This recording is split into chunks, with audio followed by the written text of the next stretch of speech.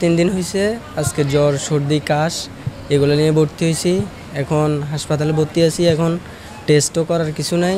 এখন করোনা কি না সেটা তো আমি জানি না।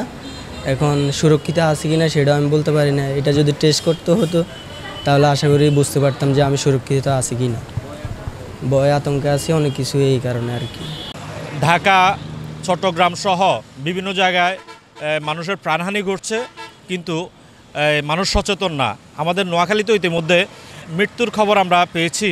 যেহেতু আমরা অতীতে কোভিড নিয়ে আমাদের একটা অভিজ্ঞতা রয়েছে, তার আলোকে আমাদেরকে আসলে সচেতন হতে হবে।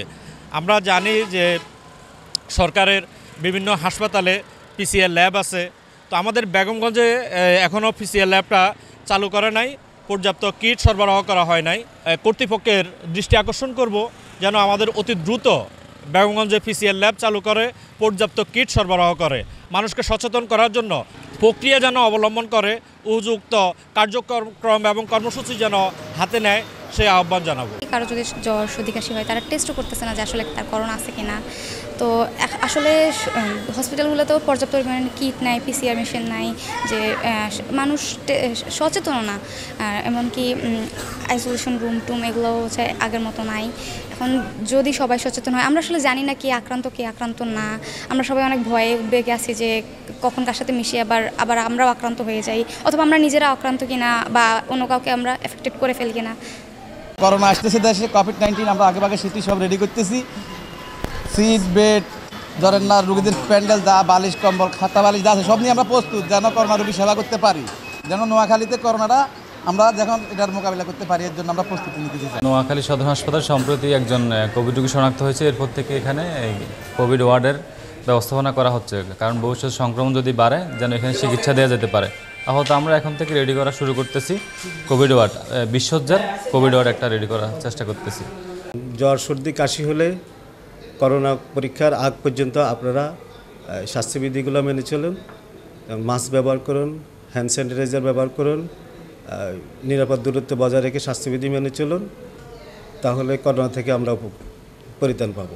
কয়েকদিনে যা দেখছি 50%-এর উপরে জ্বর কাশি নিয়ে আসতেছে, 7 দিন 5 দিন জ্বর নিয়ে আসতেছে, কিন্তু এদের সবাইকে তারা আসলে সাজেস্ট করলেও করতেছে না। মোটামুটি আমাদের টার্গেটেড হচ্ছে 10-15 জন করে আমরা প্রতিদিনই পাঠাচ্ছি, কিন্তু আসলে 4-5 জনের বেশি করতেছে না। সচেতন না মানুষের ব্যাপারটা নিয়ে অত বেশি দিতে যাচ্ছে না, গুরুত্ব দিচ্ছে না। বেগমগঞ্জ উপজেলা স্বাস্থ্য কমপ্লেক্সে প্রতিদিনই 800 থেকে 1000 পেশেন্ট আউটডোরে আসেন। এর মধ্যে জ্বর সর্দি কাশি নিয়ে প্রচুর রোগী আসতেছেন। আসলে এই মুহূর্তে আমাদের করোনা টেস্ট করানোর জন্য যে অ্যান্টিজেন সেটা আমাদের কাছে নেই, যার কারণে আমরা কোনো পরীক্ষা করতে পারছি না। আমরা সরকারের কাছে কিটের জন্য সুপারিশ করেছি, চাহিদাপত্র দিয়েছি। আমাদের চাহিদাপত্র আসলে আমরা পরীক্ষা করতে পারবো, তখন আমরা আসলে জানাতে পারবো যে আসলে কী পরিমাণ রোগী উপজেলা স্বাস্থ্য কমপ্লেক্সে আসতেছে। করোনা ডিটেকশানে আমাদের এখানে যে পিসিআর মেশিনটি আছে, এটা দীর্ঘদিন কাজ না করার কারণে মেশিনটা অকেজ হয়ে আছে।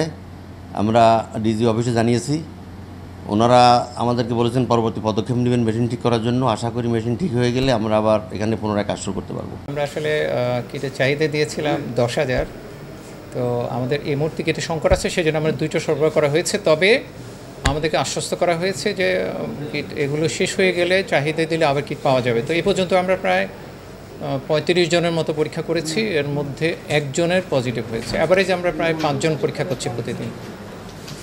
বান্ডেল থাকলে প্রতি সেনমানিতে টাকা বাঁচবে। বিকাশ সেনমানি বান্ডেল কিনে জিতুন প্রতি লেনদেনে।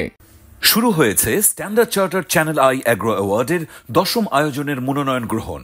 এবার নতুন ক্যাটাগরি বছরের সেরা ছাদ কৃষক সহ মোট 13টি ক্যাটাগরিতে পুরস্কার প্রদান করা হবে। মনোনয়ন গ্রহণ চলবে আগামী 15 জুলাই 2025 তারিখ পর্যন্ত।